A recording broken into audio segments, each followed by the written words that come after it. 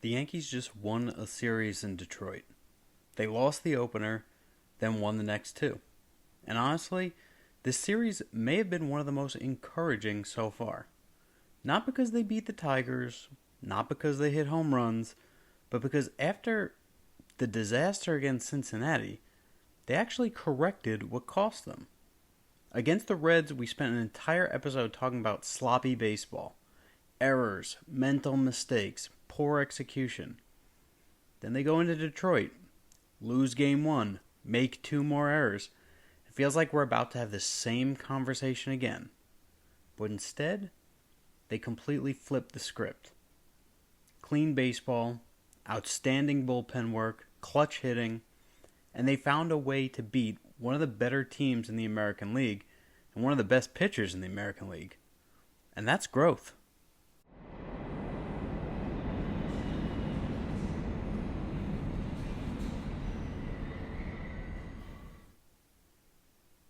So game one, we end up losing 5-3. Cole started the game. He only ended up going 4.1 innings, giving up 5 earned runs on 9 hits and 1 walk with 5 strikeouts. The positives for us, Rosario ends up going 1 for 5, has the 2-run homer. We had a couple of 2-hit games, one from Paul Goldschmidt, the other one from Anthony Volpe. But we had 2 more errors from the Yankees defense. A continuation of the sloppy baseball that they played against Cincinnati. It made 3 losses in a row. Cole did not look great. It was not a good baseball game for us. And then we had game 2, where we end up winning 4-3. Rodón started the game. He went 5.1 innings, giving up 3 earned runs on 6 hits and 2 walks while striking out 5. Then you had Fernando Cruz, Brent Hedrick, and David Bednar out of the bullpen going 3.2 innings, giving up 0 runs, 2 hits, and 2 strikeouts. The big hit in that game was a Jazz Chisholm 2-run homer in the 6th to give us the lead, and we had another 2-hit game from Anthony Volpe. But that great bullpen pitching held it down, gave us the 4-3 win. And then we had game 3, where Ryan Weathers once again threw a gem. Yankees end up winning the game 4-2. Weathers goes 6 innings, giving up 2 runs, only 1 earned, on 6 hits and 2 walks while striking out 6. Once again, the bullpen didn't give up a single run from the 7th through the 9th inning, had 5 strikeouts. Goldschmidt was the hitter of the game by far, goes 2 for 4 with 2 home runs off of Tarik Skubal, one of the best pitchers in the game. And then you had the 2-run homer by Dominguez in the 6th. That gave the Yankees their 4 runs. Rice also had a 2-hit game. And surprisingly, the bottom of the lineup, spots 5 through 9, had 0 hits in the game. But when you go against an ace like Skubal, you take the big hits when you can, and the Yankees did that, and they won the game. So the Yankees lose the opener, but they respond by winning 2 close games behind timely home runs, excellent bullpen work, and much better execution. And those are winning ingredients. So what held in this series? Well, first and foremost, the bullpen slammed the door. This is one of the bigger stories out of this series. In Game 2, Fernando Cruz, Hedrick, and Bednar combined for 3.2 scoreless innings. And then in Game 3, Doval, Cruz, and Bednar again threw 3 scoreless innings. And after some shaky stretches recently, this bullpen answered the call. These 4 guys at the back end of the bullpen came into high leverage situations and every single one of them delivered. The second thing that held, Paul Goldschmidt continues to carry the offense. At this point, it's impossible to ignore. In the third game against Skubal, he hits 2 home runs. Another multi-hit game. Another series where he was the offensive heartbeat. And once again, without Judge, Goldschmidt has become the veteran leader this offense desperately needed. The third thing that held in this series was the Yankees' response after Game 1. This is becoming a theme. Lose the opener, could have carried over, but instead they win 2 close baseball games. And that is resilience. Now, you could argue that the Yankees should have won all 3, but you're not going to get perfect performances from your starters every time out. Cole is still working back from injury. He's not going to be great every time out. So the Yankees lose that game. But they respond by taking the next 2. And the most important one was that last one against Skubal. A guy that you're not expected to beat. So what did not hold in this series? Well, first and foremost, the defense early in the series. He had 2 more errors in Game 1. And coming immediately after the Red Series, where they had errors in every single game, that was concerning. Fortunately, they cleaned it up in Game 2, but it remained something to monitor. Because, again, Dominguez had an error in Game 3. Luckily, it cost them a run, but it did not cost them the game. The second thing that did not hold was Garrett Cole. He's getting healthier, but he's still not quite Garrett Cole yet. He only went 4.1 innings, gave up 9 hits, 5 earned runs. Again, this isn't something to panic about. When guys are out for that long with that significant of an injury, it takes time. But this is something worth watching. How long will it take him to get all the way back? And will he be able to get all the way back to the Garrett Cole that he was beforehand? The third thing that didn't hold was the bottom of the lineup disappearing in Game 3. Again, spots 5 through 9 in the lineup combined for 0 hits. The Yankees won anyway, but against great pitching, not having any hits from spots 5 through 9 is not always going to work. We got the 3 big hits in that game, 2 from Goldschmidt, 1 from Dominguez. But we need guys at the bottom of this lineup, the bottom half of this lineup, to get some hits and contribute. So did the Yankees respond in this series? Absolutely. This wasn't just about responding to Game 1. This was about responding to an entire series. Again, against Cincinnati, we criticized the errors, the execution, the poor fundamentals. The Yankees heard that message. And while Game 1 wasn't clean, and you had the whole Jazz Chisholm lollipop scandal, where he had the lollipop in his mouth in the field, and people are saying, oh, he's distracted, oh, it's a safety issue, all this stuff. Boone went on to say it pissed him off. He's the one that comes out and hits the 2-run homer in Game 2. So, you want to talk about a response? That's a big one. Get the game-winning home run.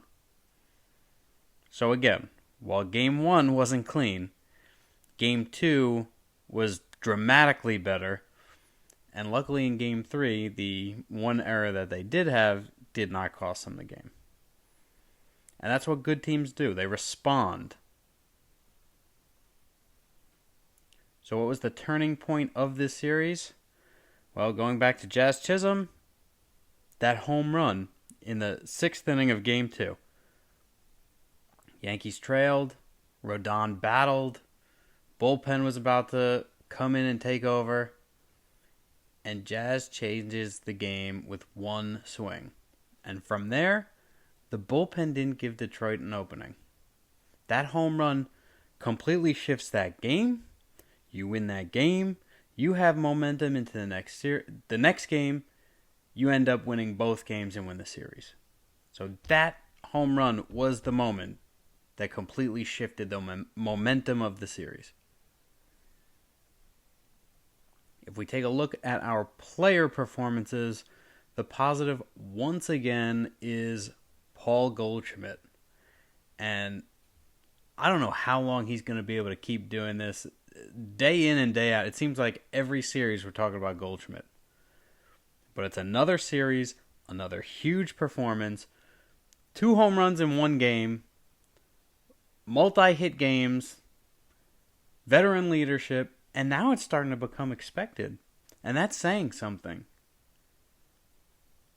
And then now it's going to become a question of what do you do when Stanton's back and Judge is back?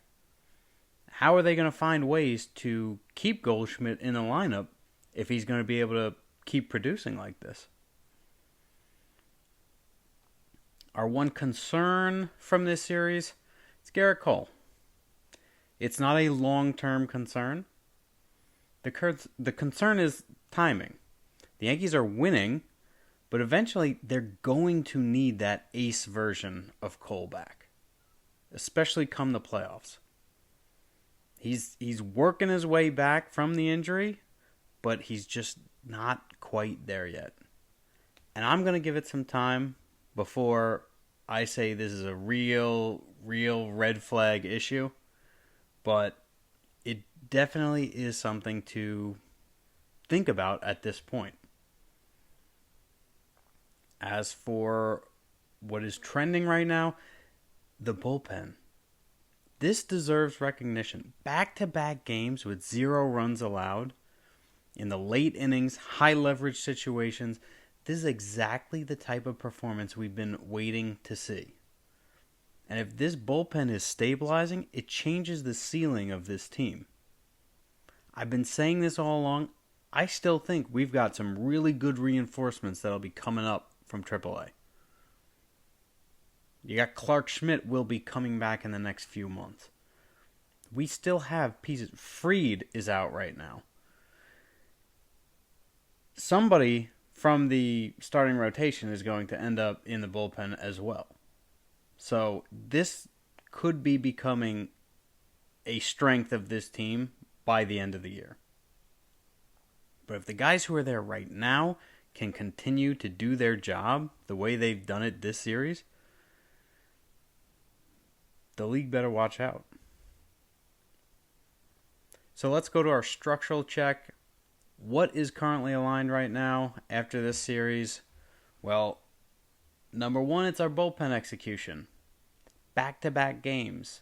No runs allowed. You win 2 very close games. And the way that the bullpen performs could change the outcome of that one way or the other. And this series, it won us 2 games.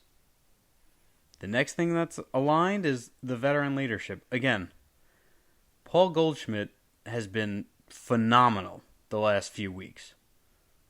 And it's exactly what this team needs. And he's putting the team on his back. Third thing that's aligned is the team resilience. To respond in the way that they did to being so sloppy in that series against the Reds and come out here and basically have flawless execution in Game 2 and then really strong performances from a lot of players in Game 3, it says a lot. And another positive, the Yankees corrected their biggest weakness. The last series, they beat themselves. This series, they made Detroit have to beat them. And they didn't do it. And that's a huge difference. The things that are still concerning structurally, Cole's progression, which we're going to keep an eye on. Hopefully he gets better and better instead of worse. The defensive consistency. You had no errors in Game 2, you had another error in Game 3, and you had errors in the 4 games before Game 2. So they need to get more consistent at playing good defense. And any good quality team is structurally sound defensively. So that is something that is a little bit concerning. But as we've seen, when they play without errors, they're a tough team to beat. And then the other thing that's concerning is the bottom of the order production against stronger pitching. Skubal pitched a good game. He got beat on 3 swings against Goldschmidt and Dominguez. But the bottom of the order has to contribute in some way or another because you can't just rely on home runs. And it worked out for us this time, but even when you get into the bullpen, you got to get some hits off of them. You have to contribute, put guys in a position to be able to score some runs. So the biggest takeaway, structurally, the Yankees proved that they can adjust. And that's one of our core pillars. Not just identifying weaknesses, but correcting them. And they did exactly that after the series with the Reds. So what did we learn from this series? Goldschmidt is the offensive leader of this team while Judge is out. He has embraced the responsibility. He is a veteran leader. You've got Ben Rice hitting a ton of home runs. He is still a young guy, and I do think that he looks, especially to Goldschmidt, as they both play first base. But, Goldschmidt is showing everybody on this team, especially the youngsters, how to play the game right. And he is stepping up when somebody needs to step up. The second thing that we learned from this series is that the bullpen may actually become a strength of this team. The series suggested that the guys on this team already can get the job done. But when you add in everybody who's in AAA, the pieces we might trade for, this can be a very scary bullpen. The third thing that we learned from this series, the team is learning from its mistakes. And that's the biggest takeaway. Good teams don't avoid adversity. They improve because of it.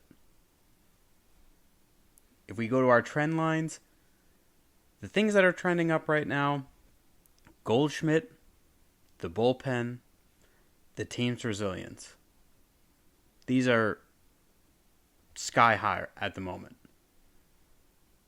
What's not really trending up, Garrett Cole, and consistency on defense. So what should we be watching for in this next series against Boston? Well, number one, can the bullpen sustain this momentum? This has been one of their best series so far. Can they continue it against Boston in Fenway Park, which is a very hitter-friendly ballpark? Number two, is Goldschmidt's production sustainable? He's been doing it for weeks at this point. But can he continue to do it against one of our biggest rivals? He's carrying the offense. Can he continue to do that? And number three, can the Yankees start playing cleaner baseball? They played a very clean game in Game 2 of this series against Detroit. The response to that Cincinnati series was excellent now. But now they have to make it the standard that they will play clean baseball and make the other team beat them instead of beating themselves. So for our final verdict, the most encouraging part of this series wasn't winning it. It was how they won it. Because last week, we criticized this team for sloppy execution. This week, they answered. Not perfectly, but convincingly. And that's what contenders do. They don't pretend weaknesses don't exist. They address them. And for the first time in a while, the Yankees look like a team learning from its mistakes instead of repeating them. And that's the standard.